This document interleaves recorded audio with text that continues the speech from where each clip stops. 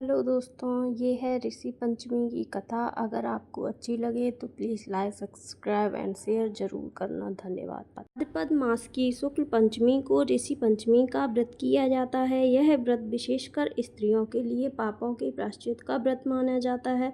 इस दिन सप्त ऋषियों कश्यप, अत्रि, भारद्वाज, विश्वामित्र, वशिष्ठ, जमदग्नि और गौतम की पूजा की जाती है।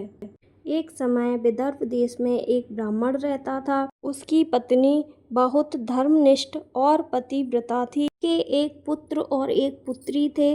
जब पुत्री बड़ी हुई तो उसका विवाह एक अच्छे ब्राह्मण कुल में कर दिया गया। कुछ समय बाद वह पुत्री विधवा हो गई और उनके मायके में आकर रहने लगी। एक दिन उसके शरीर पर फोड़े फुंसी निकल आए। यह देखकर उसकी माता बहुत दुखी हुई और अपने पति से इसका कारण जानने को कहा। ब्राह्मण ज्योतिषी थे। उन्होंने ध्यान करके बताया, यह पाप पुनर्जन्म का है। इसके पुनर्जन्म में यह स्त्री रजस्वला होते हुए भी नियम का पालन नहीं करती थी, अन्न पकाती थी और गृह कार्य करती थी। इस कारण इसे यह दुख मिला है।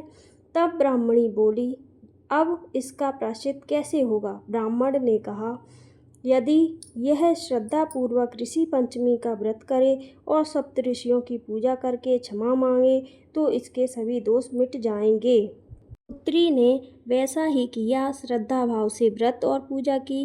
व्रत का प्रभाव ऐसा हुआ कि उसके सारे रोग नष्ट हो गए और उसे उत्तम लोक की प्राप्ति हुई। इसका महत्व क्या है? यह व्रत विशेषकर स्त्रियों द्वारा किया जाता है। माना जाता है कि मासिक धर्म के समय भूल से किए गए दोषों का प्रायश्चित इस व्रत से होता है। व्रत करने से 7 जन्मों तक के पाप मिट जाते हैं और परिवार को सुख समृद्धि मिलती है। इस दिन स्नान करके सप्तऋषियों की पूजा करें, व्रत उपवास रखें और कथा श्रवण करें। अगर आपको ये वीडियो और ये कथा अच्छी लगी हो तो प्लीज़ लाइक, सब्सक्राइब और शेयर ज़रूर करें। धन्यवाद।